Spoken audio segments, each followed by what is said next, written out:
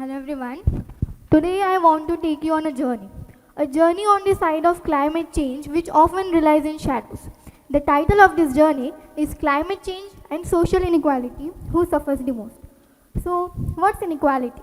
Unfair distribution of resources, because of which some groups get privileges while others suffer. The group that suffer is called as disadvantaged or marginalized group. Now, there are a lot of issues to discuss about when it comes to climate change. So why am I particularly telling you about this? Because whenever we talk about climate change, the first thing that comes in our mind is polar bears, melting glaciers, or endangered inhabitants.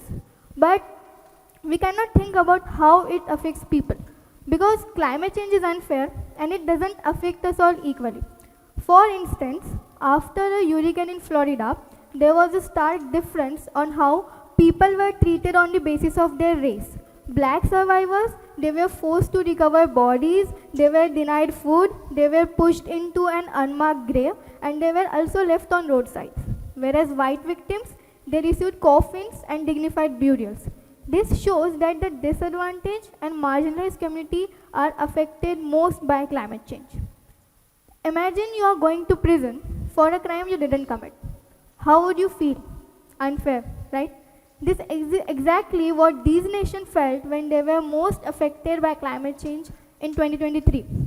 They all had asked only one question. What was our crime? Look at our per capita CO2 emission. It's far less or even negligible to what USA and China emits. Then why our crops dried up, our cities were flooded, and our livelihoods were devastated? Look at this map.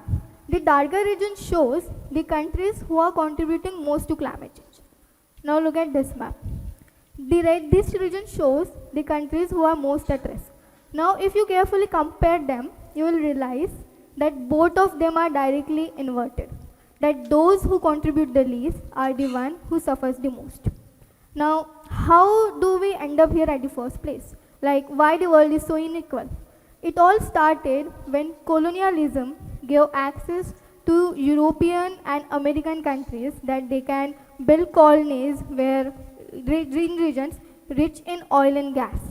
Slavery fueled the industrial revolution, as a result of which there were growth in economies in European and American colonies, but other parts of the world, they paid the price.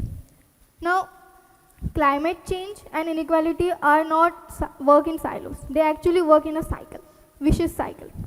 Initial inequality makes disadvantaged group to suffer disproportionately from the impact of climate change, and then it results in greater inequality. This cycle runs on three wheels: exposure, susceptibility, and ability.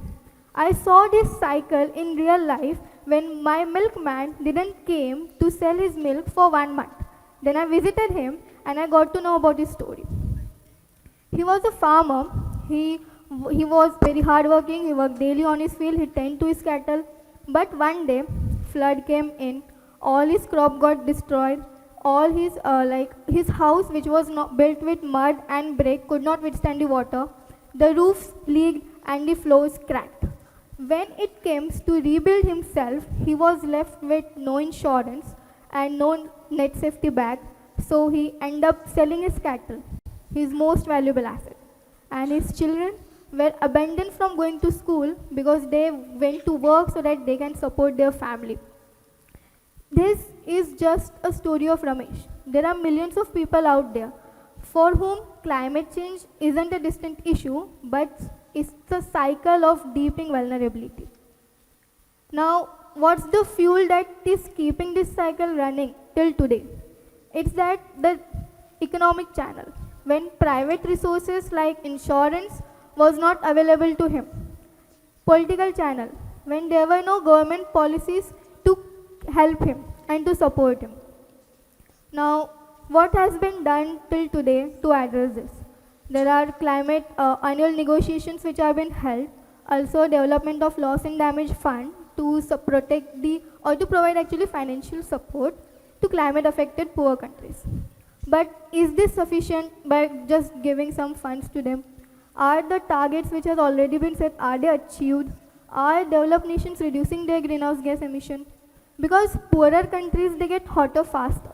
And the gap between richer and poorer countries is 25% bigger today than it would have been if global warming wouldn't happen. Now, how far will this gap elongate if global warming will continue to happen? So, developed nations, they should take their responsibility. They should promote advances in renewable energy, should establish new legal frameworks, should also centralize the voices of marginalized people in their decision making. They should explore debt cancellation for vulnerable communities. Because this climate change and social inequalities isn't just a topic constrained to climate crisis, but it's also a topic of climate justice, which demands urgent and inclusive action. Because not only poor countries, but every country, every community, and every life matters. These are some of the resources that I use. Thank you.